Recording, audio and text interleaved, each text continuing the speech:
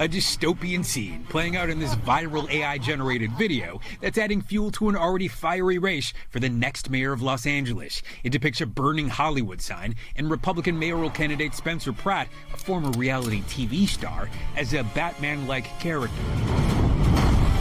While his Democratic foes hosting a lavish dinner are portrayed in an unflattering light, to say the least. Democratic incumbent Mayor Karen Bass looks like the Joker. Democratic challenger Nithya Raman as a puppet. Let's move the drug addicts closer. And California Governor Gavin Newsom as royalty. There's homeless drug addicts in front of the schools. My children aren't safe. Look, if you were a transgender migrant... Other celebrities also making appearances. The political parody racking up millions of views online. And if you think it's a glimpse into the future of political messaging, welcome to 2026. It's now. Even former Florida Governor Jeb Bush calling it maybe the best political ad of the year.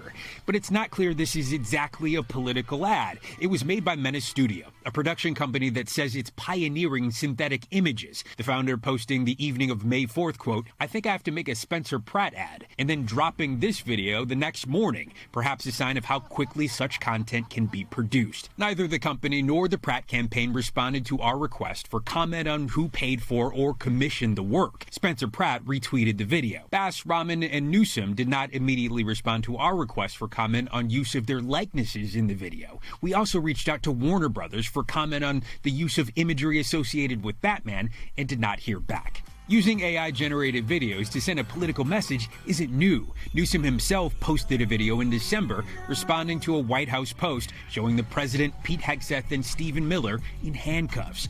The White House is also not shy about using AI for shock factor. Just yesterday on Cinco de Mayo, posting this fake photo of minority leaders Hakeem Jeffries and Chuck Schumer in sombreros with a sign that says, "I love illegal immigrants." At least 15 campaign ads featuring AI-generated content have run since November, stoking fears the new tech could mislead voters ahead of the midterm elections. With AI, you more and more can put words in people's mouths. You can have all sorts of candidates say things that they never really said, positions that they never really took.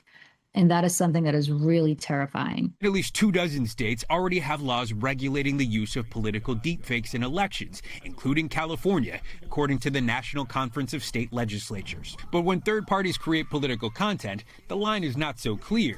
This latest video ends with people throwing AI tomatoes at their elected leaders, a bit of a sloppy ending to a new form of political slop that could have a growing impact on elections and beyond. Steve is joining us now. Okay, so let's talk more about this decision by Pratt, because he's somebody who I think has promised protections to people who work in the entertainment industry about AI, right?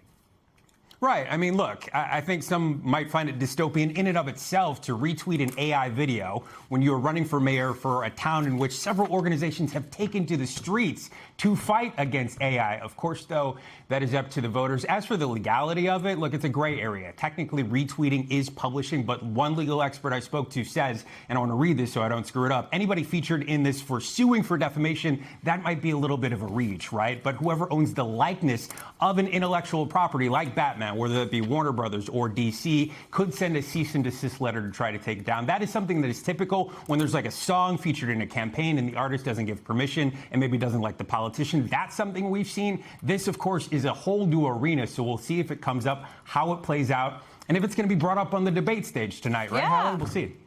We thank you for watching, and remember, stay updated on breaking news and top stories on the NBC News app or watch live on our YouTube channel.